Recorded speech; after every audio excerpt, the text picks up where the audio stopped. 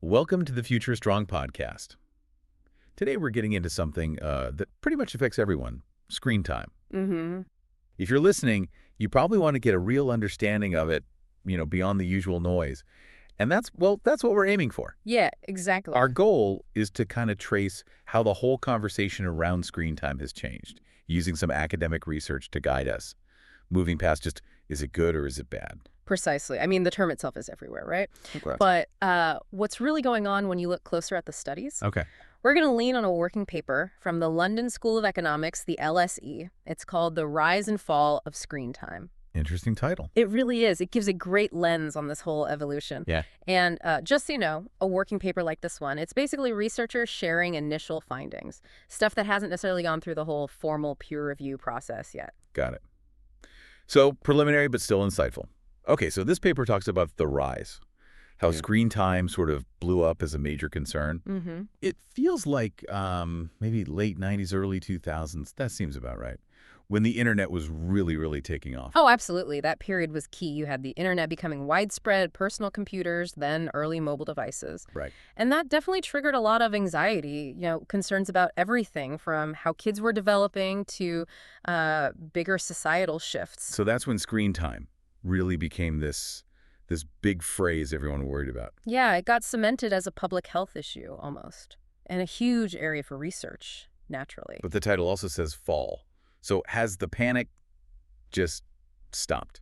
Not exactly stopped, but the narrative has definitely shifted. The initial sort of widespread alarm has become much more nuanced. How so? Well, what's interesting is that a lot of the research that followed didn't consistently find those really strong, direct negative links that everyone was initially worried about, at least not from, say, moderate use. So the evidence wasn't quite as dramatic as the headlines. Kind of, yeah. It hasn't been that clear cut. For instance, some research even hints that certain activities, like maybe moderate gaming, could potentially have cognitive benefits. It's complex. Okay, so the simple idea, more hours on screen automatically equals bad things happening, that's not really holding up under scrutiny. That seems to be the core of it, yeah. When you look at the bigger picture, the actual impact of screen time seems way more complicated. Right. It's probably not just about the sheer quantity, the number of hours. Things like, what content are you engaging with? What's the context? Are you watching alone, or is it like a family thing?